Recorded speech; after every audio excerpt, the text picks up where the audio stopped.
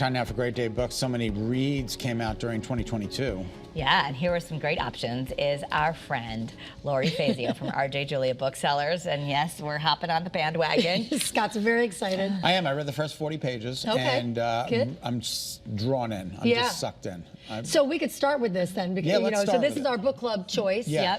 Yep. And so I'll tell you, about this book. So there's people that do not want to read it at all. They feel want like they're nothing to do giving with in to it. this That's how I horrible was. thing. That's how I Exactly. was. Then there's people who couldn't wait and they were there on the day it came out, Right. getting their copies. And then there's the people that are curious. And so I think, the people that wanted to read it and the people that are curious are going to be the ones that read along with us for the book club. In the New York Times the other day, there was an article about it, like, why is he doing this now? And why is he, sharing this when all they do is they keep everything under the covers? And is this going to be sort of a whining book?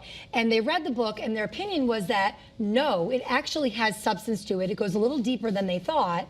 And he's not just, a tell-all. He's actually giving some of the struggles that he's been through. Right, exactly. And, why he's telling this. So I'm when you guys said you wanted to read as a book club choice, I'll be honest, I was like, okay. No. But I'm excited now to really, talk with you about it and, dig in and see what it's all about. The beginning, the first 40 are tough. It's about Diana, the death Yeah. of Diana. It's really tough. He's open in the series that he's got on Netflix too. He takes a pretty deep dive on his own mental health, and there is some stuff to learn there. And, Yes, sure. and the whole idea of shining sunlight on certain things that probably should have sunlight. So Right. anyway, we don't want to take all your time for the other books, but we want people to go to the Great Day Connecticut Book Club Facebook page. Yep. So just search Great Day CT on Facebook Book Club, Great Day Connecticut Book Club. There it is. And here's our assignment, pages 1 through 116 Yep. by February 1st. We encourage you to comment in that Facebook group and watch, and we'll talk about it. So Yeah, it's the first part of the book, and buying the book at either the Madison store or the Middletown store,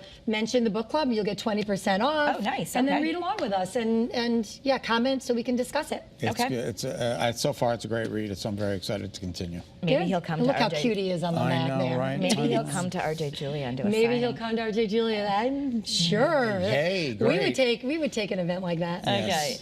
Okay, so a lot of best of lists are out, Yeah. right? So, best movies, best music, best restaurants, best, vacations. And so we also do our own little version. There's the New York Times best lists and all of that. We do our version in a store of what are our favorites. And so I just brought, a handful of them. Sure. Of some of these were our favorites from 2022. So we'll start with The Marriage Portrait by Maggie O'Farrell. And some of these were the favorites of multiple staff members. Maggie O'Farrell wrote Hamnet, which was a spin on Hamlet. This actually takes you to 16th century Italy. And Medici marries and she becomes a duchess. She's 16 years old. This is historical fiction, so you're going to get some pieces of history in here. I love the Medici And family. Well, this is for you then. Yeah. And she is expected to right away produce an heir. Wow. And their marriage doesn't last very long, and she actually dies. And there's some mystery on how did she actually die. They say it was like tuberculosis or something, but was she poisoned or Exactly. so there's that. Okay. I also brought Tomorrow and Tomorrow and Tomorrow by Gabrielle Zevin. So clever this title. is actually there's 3 characters. It's told from a not futuristic, but a future documentarian. You don't know who that person is. There's art, there's love, there's just relationships and all of that. And you're finding out there's video games in here. And so this kind of covers like decades of being told from someone in the future. So it's, as like sort of like a history. Okay, cool. But it's fiction. Yeah. Okay. Hernan Diaz, Trust. So it's the same story, but you get multiple narratives of this. And so there's the truth, there's lies, there's relationships. Who do you trust? Who do you believe? You can make your own judgment on that one. That's also fiction.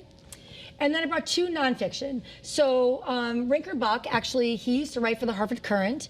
I did Life on the Mississippi. This is, and we might have talked about this, last year at some point, but this is a favorite of several staff members.